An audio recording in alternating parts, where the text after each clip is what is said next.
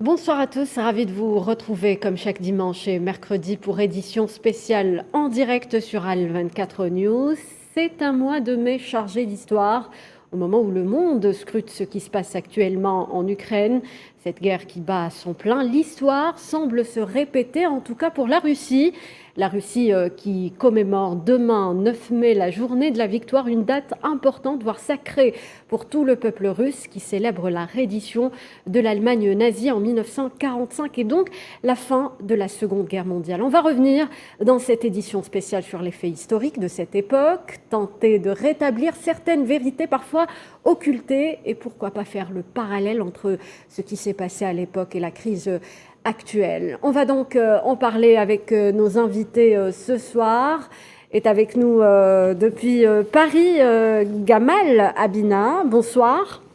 Bonsoir. Vous Merci êtes pour l'invitation. expert en questions internationales et vous intervenez avec nous depuis Paris. Nicolas Mirkovic, bonsoir. Vous êtes écrivain, géopolitologue et vous êtes actuellement, si j'ai bien compris, en Ukraine. C'est bien cela, monsieur Mirkovic? Exactement.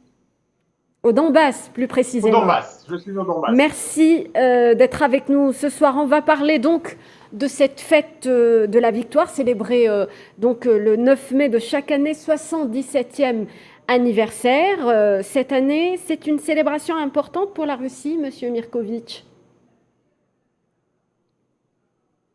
Se souvenir Monsieur que la bataille, Mirkovic, oui, allez-y. la bataille a été extrêmement dure, que l'Union soviétique a perdu plus de 23 millions d'habitants.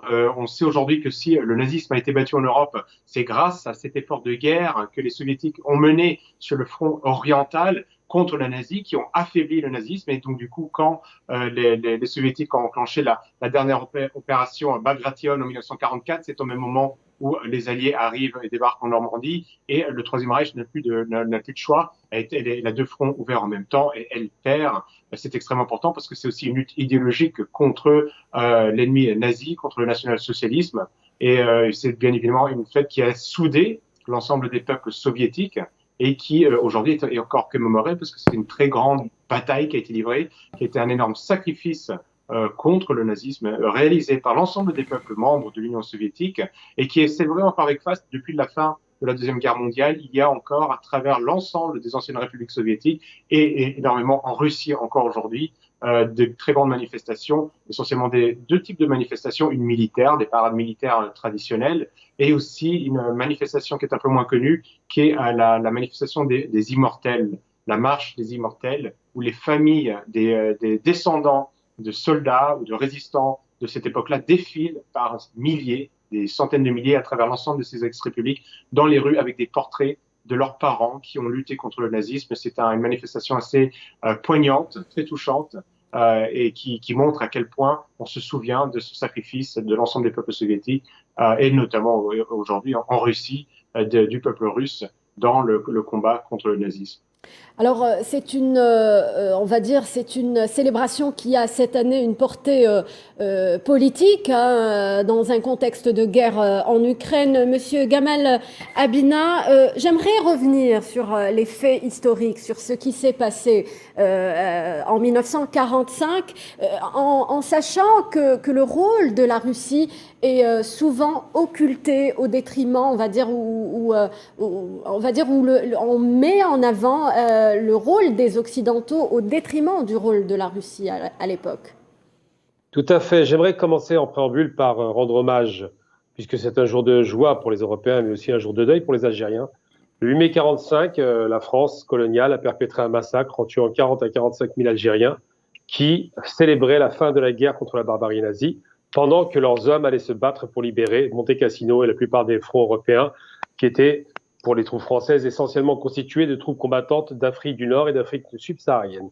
Donc ça, c'est les préambules pour expliquer effectivement que le contexte historique à ce moment-là a été une bascule considérable et on l'observe aujourd'hui. Alors oui, effectivement, vous faites bien de rappeler que le 8 mai 1945 ou le 9 mai en Russie, on va expliquer pourquoi dans quelques secondes pourquoi deux dates différentes, Absolument. sont des dates qui sont fondamentales et qui ont été à l'origine, en vérité, une victoire écrasante de la part des Russes, qu'on appelait à l'époque Union soviétique, qui constitue à peu près une quinzaine de pays, des Russes qui ont vaincu le nazisme. Alors, il faut savoir que 80% des troupes combattantes allemandes les plus aguerries, particulièrement la Waffen-SS et toutes les toutes les autres hordes de nazis qui déferlaient sur l'Union soviétique le 22 juin 1941, eh bien, ces troupes-là étaient les plus aguerries, étaient les plus importantes, étaient considérables. 3 millions d'hommes sur le front qui ont envahi l'Union soviétique le 22 juin, et surtout 2000 avions de combat, des centaines de milliers de chars, 3 000 apparemment ou plus. C'est des chiffres faramineux qui ont opposé les Russes aux nazis. Pendant ce temps-là, du côté européen, ils avaient à peine 20% des forces européennes qui se battaient, enfin des forces nazies qui se battaient contre l'Europe occidentale. Et il faut se souvenir que les Américains n'interviennent en Europe que très tard, puisqu'ils finissent par mettre les pieds en Europe en 1944 en Normandie. Alors pourquoi est-ce qu'il y a cette façon de cacher la victoire russe au détriment évidemment des Russes et au profit des Américains? Hollywood, durant plus de 77 ans, a concouru largement à ce travail de réécriture de l'histoire. Dans les faits, les Américains et les Européens étaient à genoux devant les nazis et avaient perdu la guerre. Il ne restait qu'un îlot de résistance en Angleterre, alors que les Russes n'ont jamais cessé de combattre et ça leur a coûté alors on l'a dit à chiffre tout à l'heure, 23 millions jusqu'à 27 millions de morts estimés. Ça a été quasiment chaque semaine un ouradour sur le glane. Pourquoi marquer cette différence? Eh bien, la différence est intervenue très vite, puisque, comme vous constatez, en Europe occidentale, on marque la fin de la guerre avec la reddition de Jodl, qui était un commandant nazi aux Américains le 8 mai, quand, de l'autre côté, Keitel, un autre commandant nazi important, se rend aux Russes le lendemain. Voilà pourquoi est-ce qu'il y a déjà le rideau de fer qui s'abat sur l'Europe. C'est-à-dire qu'au lieu de remercier la Russie qui a libéré, joug nazi, toute l'Europe occidentale en y donnant énormément de troupes, énormément de civils, des milliers de combattants, des partisans qui se battaient, tout le monde se battait en Union soviétique, eh bien on préfère faire semblant de ne pas voir la réalité et on nous met un héros américain, un héros anglais qui aurait fait le travail alors qu'ils se sont contentés quasiment durant toute la guerre que des bombardements aériens et qui détruisaient essentiellement d'ailleurs des objectifs civils en Allemagne. C'est ça la différence et ce qui fait que la difficulté aujourd'hui à accepter, on s'en souvient en 2015 pour les 75 ans de la fin de la guerre, on a refusé de voir les autorités russes en Normandie, ce qui est quand même extraordinaire, on les a boycottés. On a commencé à créer des tensions assez incroyables. Et bien tout cela, ça a une résonance aujourd'hui considérable parce qu'on se rend compte qu'effectivement, à nouveau, on parle de néo-nazis ou de nazis ou de descendants de nazis face à des Russes. Et c'est ça qui pose problème aujourd'hui. C'est que l'Occident a un problème avec son passé qui a facilité l'accession de Hitler le 30 juin 1933 au pouvoir et qui a facilité la montée en puissance du nazisme pour finalement attaquer les bolcheviks à l'époque de l'Union soviétique. J'aimerais rester dans ce contexte, Monsieur Mirkovitch. Les Occidentaux ont, si vous voulez, refaçonné l'histoire à leur manière. Et souvent, quand ils parlent du rôle de la Russie, ils font référence à ce pacte entre, on va dire, entre la Russie et l'Allemagne nazie. Oui, ils le font à coup. C'est une analyse anachronique, parce que du coup, on veut à tout prix minimiser l'influence de l'Union soviétique dans la victoire contre le nazisme. Donc du coup, on va se rappeler en effet qu'il y a eu un pacte qui a été signé entre Hitler et entre von Ribbentrop et Molotov, qui a eu un partage de la Pologne qui a été réalisé. Il y a eu une collusion, c'est clair, dans les années 30. Mais ce pacte est tombé et après l'Union soviétique a clairement montré qu'elle a donné tous les efforts nécessaires pour lutter contre le nazisme. N'oublions pas que l'Ouest a fermé les yeux quand l'Allemagne nazie a envahi les Sudètes en Tchéquie, quand l'Allemagne a envahi la Pologne. Eh bien, la France a déclaré la guerre sans entrer dans la guerre pour autant. Donc du coup, s'ils avaient un peu le beau rôle, ils ont laissé Hitler faire. Quand en 1936 même, Hitler réarme la Rhénanie, eh bien, la France ne fait rien. Et Gamelin le dit, le responsable des armées françaises choisit de ne pas attaquer. La France n'attaque pas, alors que c'était une infraction au traité de Versailles. Et donc, du coup, la France aurait pu, elle aurait même dû, à ce moment-là, attaquer, parce que ça aurait peut-être changé la face de la guerre. Donc, on a une vision qui est pareille, qui est sélective, qui n'est pas réelle, qui n'est pas bonne. Pourquoi? Parce que c'est une histoire écrite à des fins politique.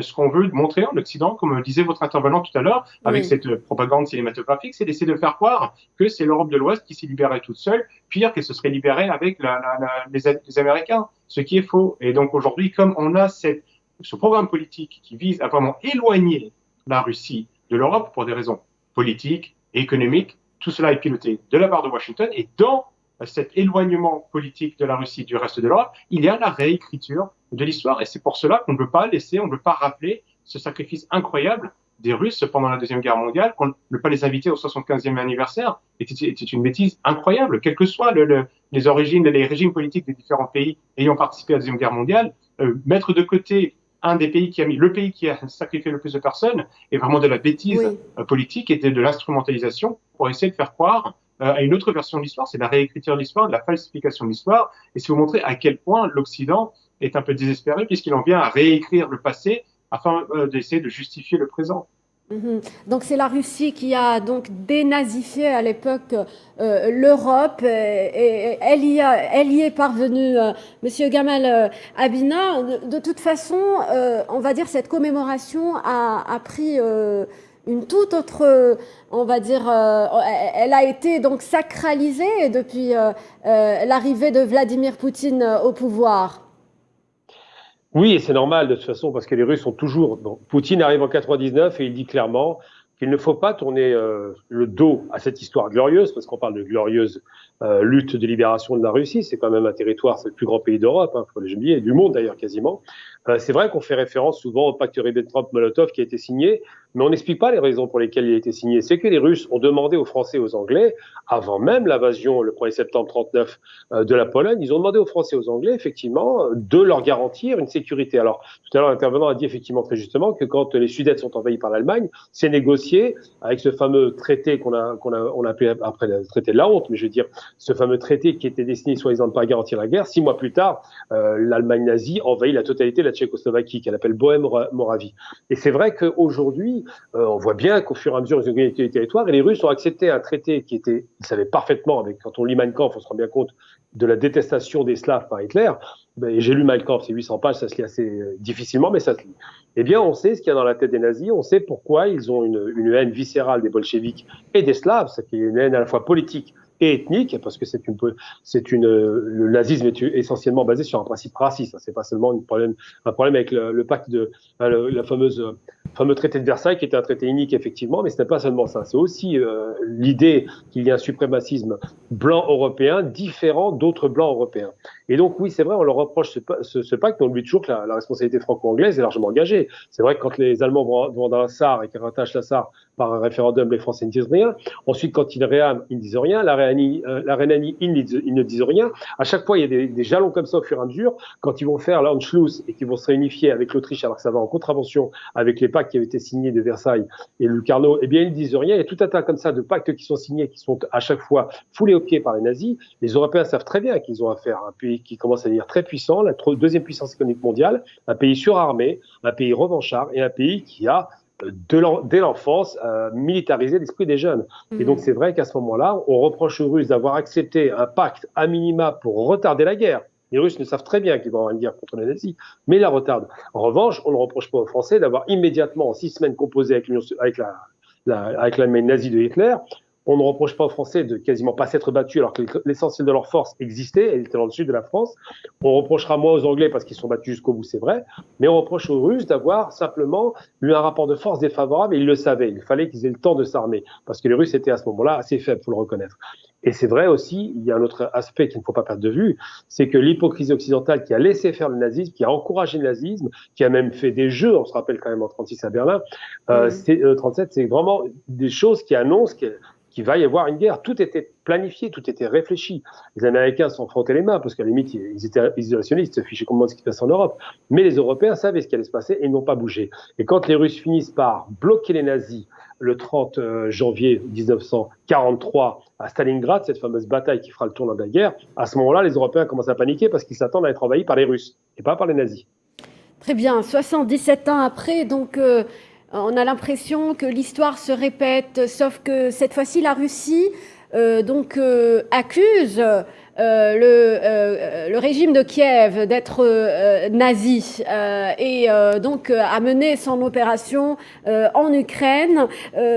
Cette commémoration, la commémoration de cette année du 9 mai, la journée de la victoire, est très suivie par les médias occidentaux, très commentés en ce moment. Qu'est-ce qu'on peut dire? Quelle est, on va dire, la particularité de cette commémoration cette année?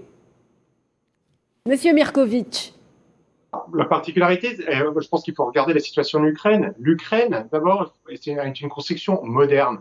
Le pays ukrainien, lui, n'existe pas avant une première débauche de construction de pays en 1917 et l'Ukraine va vraiment voir le pays comme la République socialiste soviétique d'Ukraine en 1921.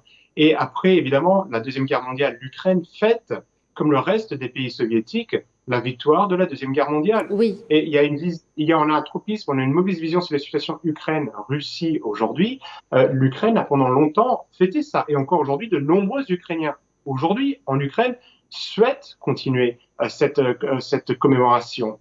Et vous avez aujourd'hui une réécriture de l'histoire de l'Ukraine, comme c'est une nation jeune, une nation récente, qui en gros a eu son indépendance totale qu'en 1991, eh bien on s'est appuyé sur le nationalisme ukrainien, qui lui est fondé en partie sur l'alliance que ces nationalistes ont fait avec le Troisième Reich, derrière Stepan Bandera, qui était à la tête de l'organisation des nationalistes ukrainiens et de l'armée de libération ukrainienne.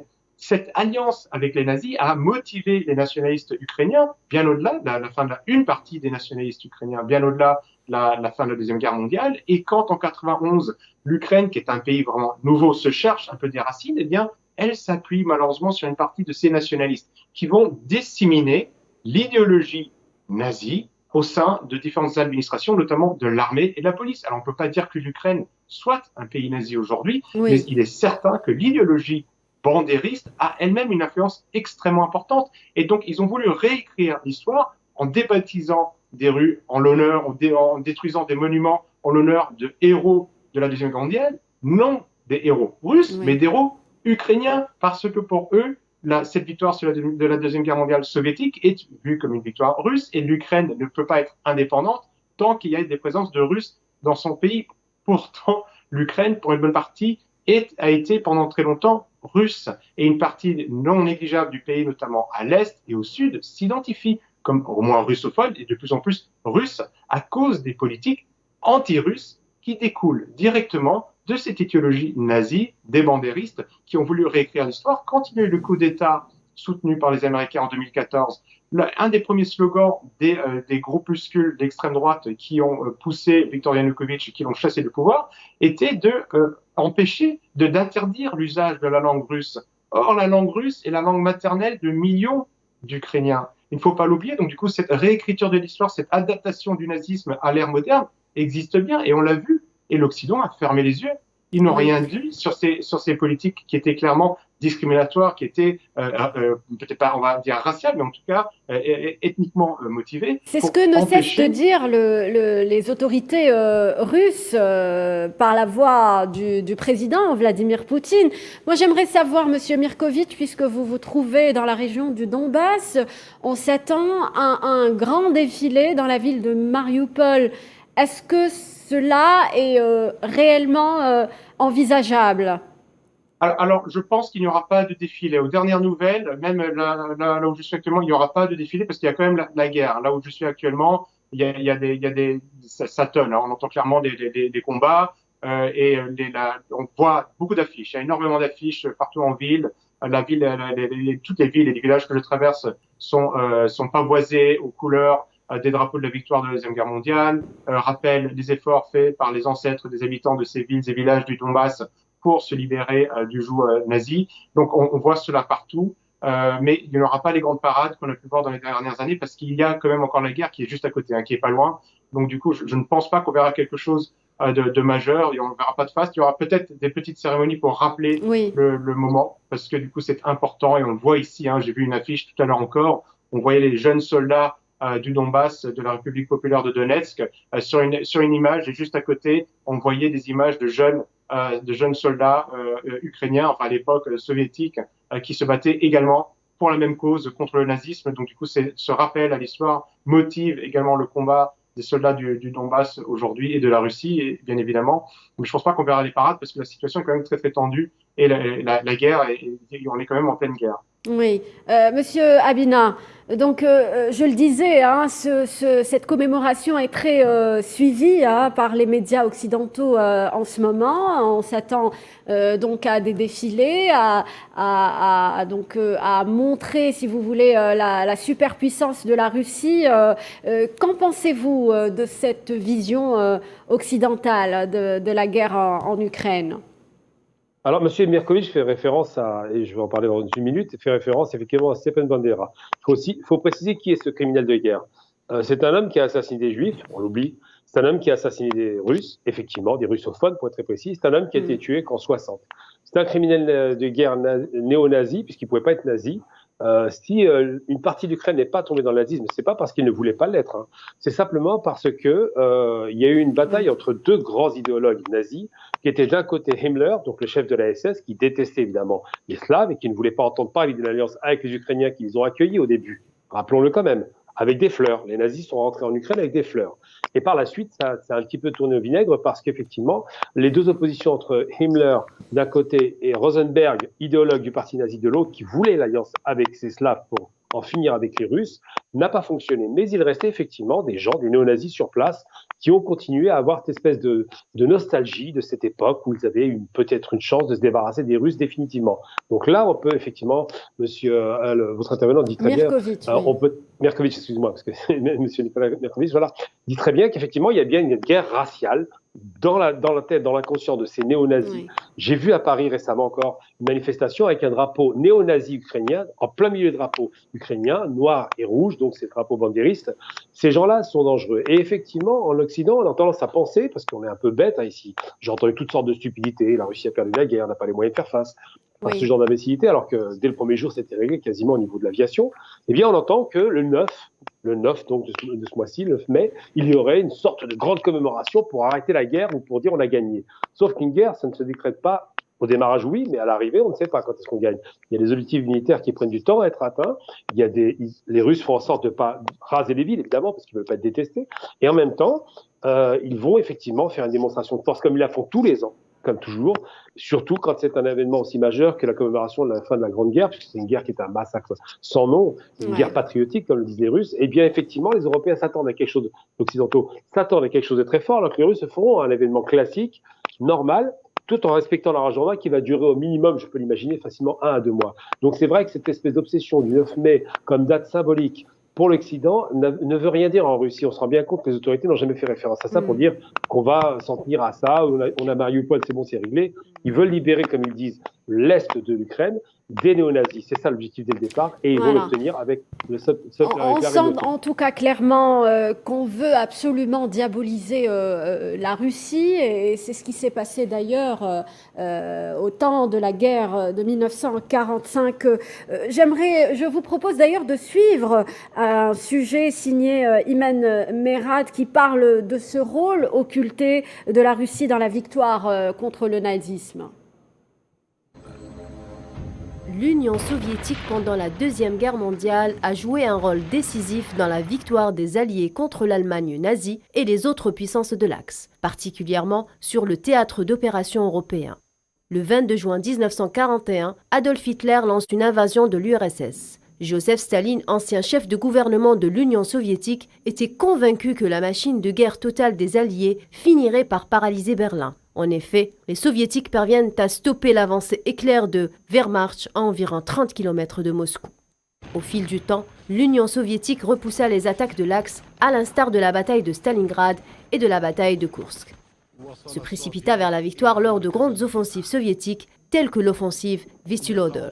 Lors de la conférence de Téhéran en 1943, Staline rencontre Winston Churchill et Franklin D. Roosevelt afin de déclencher une guerre sur 2 fronts contre l'Allemagne, mais surtout pour discuter de l'avenir post-guerre de l'Europe.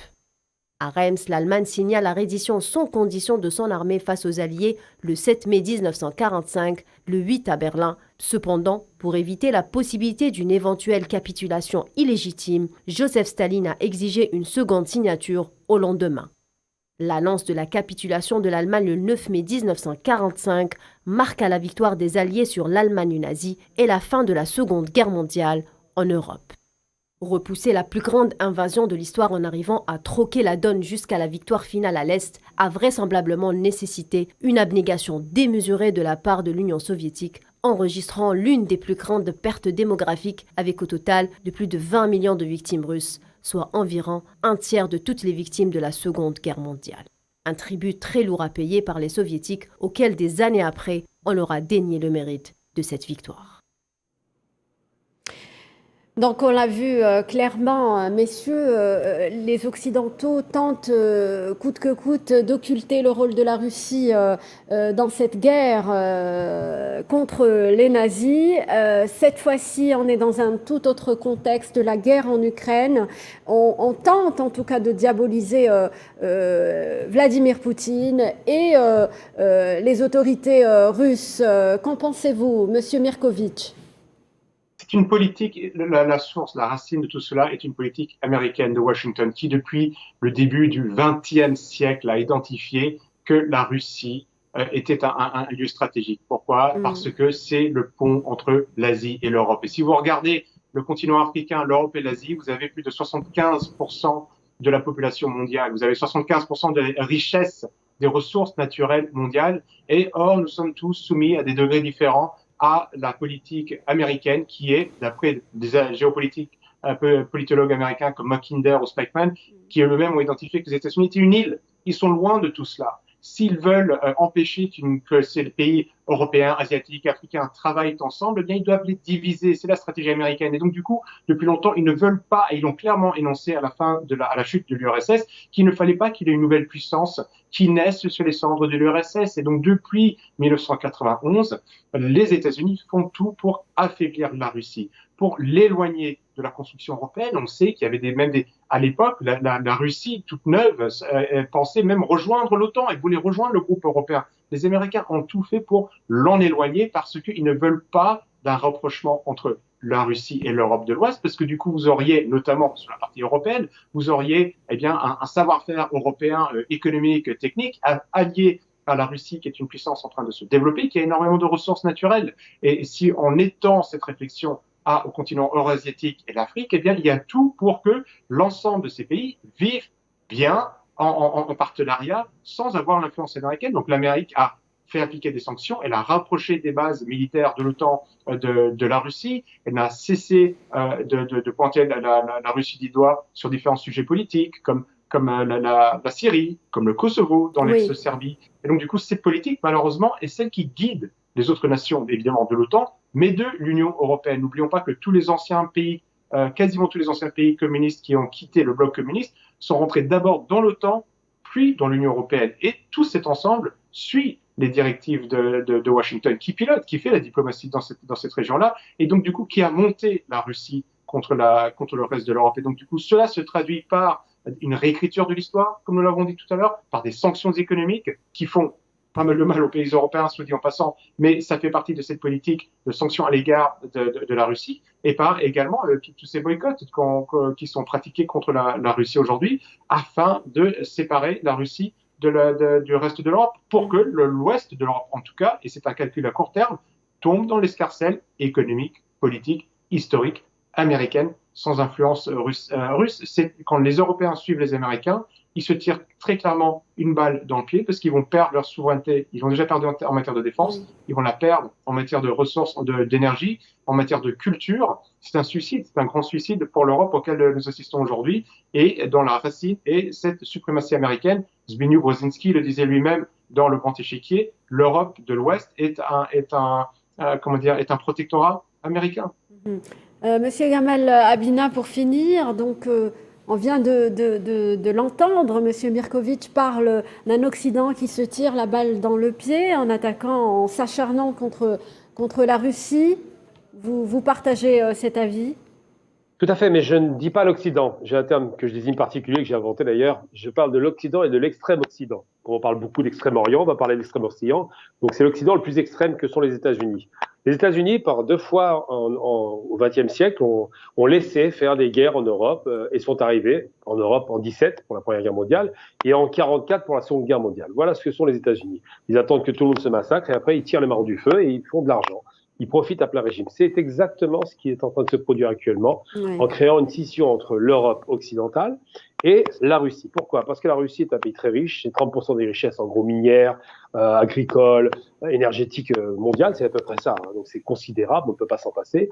Et la Russie surtout, c'est un pays c'est bien que M. Markovitch l'a rappelé, c'est un pays qui était prêt à rentrer dans l'Union européenne quand Poutine arrive aux commandes en 99 jusqu'en 2007, il est prêt à rentrer à l'Union, il est prêt à accepter même de rentrer pratiquement dans l'OTAN, il en discutait, des accords de défense communs, et puis il s'est rendu compte que les Américains poussaient leur avantage, commençaient à grignoter les territoires, et mettaient des missiles aux frontières de la Russie. Et ça rappelle l'époque des années 80, où nous avions la crise des missiles Pershing. C'est-à-dire que les Américains, à chaque fois, ils créent des tensions.